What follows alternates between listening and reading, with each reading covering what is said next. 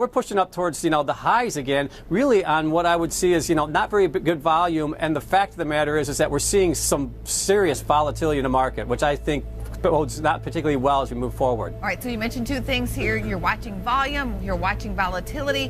What other signals do you have your eyes on, Dan, that will tell you what we could be in for next? You look at the Dow for a longer term chart pattern. If you look back over the last year and a half, there has been a chart out there circulating the last couple of months that it looks very similar to the 1929 chart that they saw. So, that's, I think, playing into some traders' minds as well, as you see. The time period is exactly the same time period. That is incredible, really, when you look at it. It's chilling.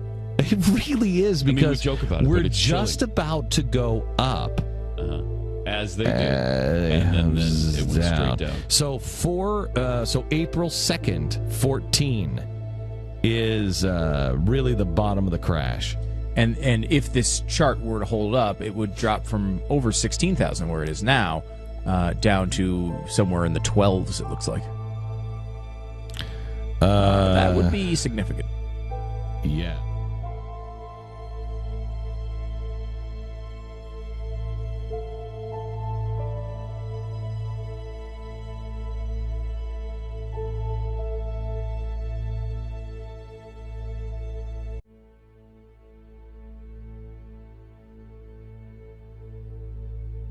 Discussing America's security challenges and a solution for peace between Israelis and Palestinians. Connor Powell live in Jerusalem with the latest. Hi, Connor.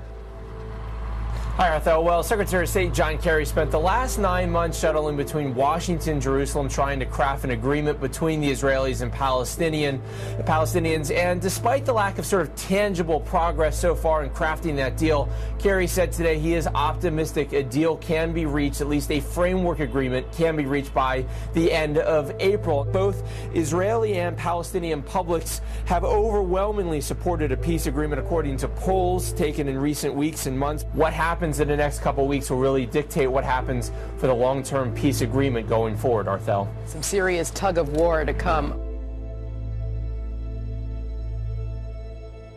To your health tonight. The next time you visit Roper St. Francis, instead of sticking out your tongue and saying, ah, you might hold out your hand as a wave of infrared light tells the Roper staff member who you are.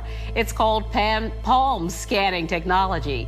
And Roper St. Francis says it not only gets through to your appointment on time, it protects your identity along the way. And then right back down.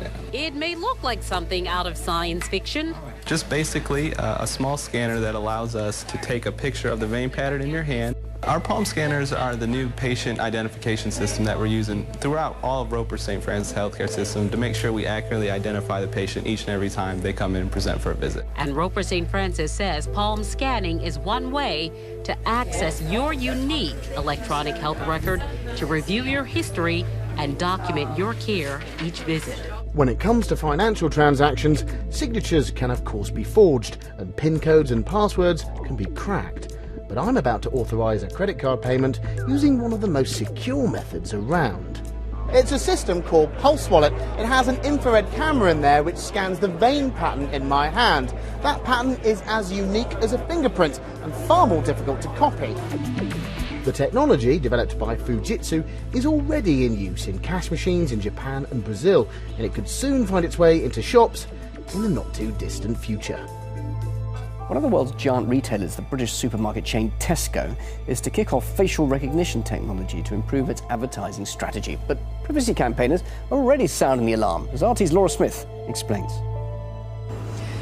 So say it's Thursday morning, I walk into a shop, in it all the usual stuff, plus a special camera that scans my face.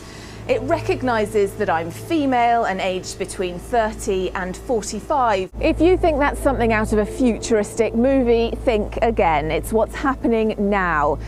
Today, the government takes on the issue of facial recognition technology and your privacy. Tech companies are among the groups coming to Washington to help create the first voluntary guidelines.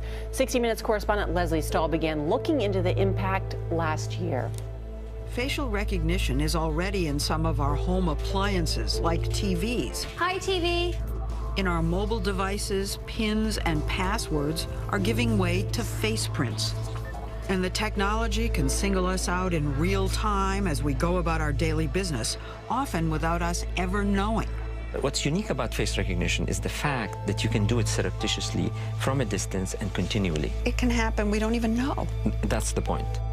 The future is that everyone will have a camera on them, and this technology already exists for facial recognition technology. What's the scariest thing about this technology? Basically, there are databases being created right now of your face, matching that to your profile. Part of what the government is going to look into is to try to create some rules and some regulations to say that if you do create a database like this, that you have to actually explicitly be a part of it instead of being included by default. Right now, the government wants to at least put some sort of voluntary rules in place to really make recommendations of what you should do with this data, and hopefully there'll be something a little bit more mandatory coming. I'm trying to figure out what is the benefit to it. What is the information used for? I still don't get it.